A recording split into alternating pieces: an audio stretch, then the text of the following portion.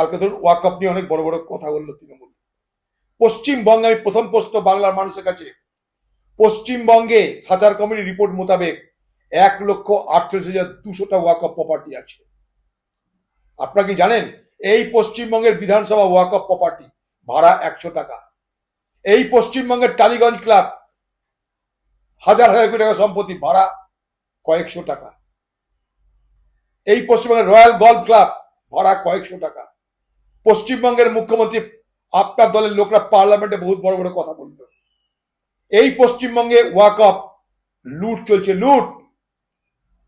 ওয়াকআপ লুট হয়েছে, ওয়াকআপ সমিতি দখল হয়েছে, তার জবাবও কিন্তু আপনাকে দিতে হবে। কংগ্রেস পার্টি পার্লামেন্টে দাঁড়িয়ে মুসলমানদের ধর্মীয় অধিকারকে কেড়ে নেওয়ার বিরুদ্ধে আন্দোলন করেছে, পার্লামেন্টের মধ্যে, পার্লামেন্টের বাইরে, আজও করছি, আজও মুর্শিদাবাদে করছি আমরা এই আন্দোলন, বাংলাতে করব আমরা। এই ওয়াকআপ বোর্ড আইনের বিরুদ্ধে। এই ওয়াকআপ বোর্ড আইন এনে ভারতবর্ষের সংখ্যালঘু মানুষের অধিকারকে ছিনিয়ে নেওয়ার চেষ্টা, তার কথা আমাদের নেতারা পার্লামেন্টে বলেছে। কিন্তু তার পাশাপাশি পশ্চিমবঙ্গে ওয়াকআপ সম্পত্তি নিয়ে বছরের পর বছর ধরে যে দুর্নীতি হচ্ছে, সেই দুর্নীতির বিরুদ্ধে আমরা দাবি করছি প্রকৃত তদন্ত হোক।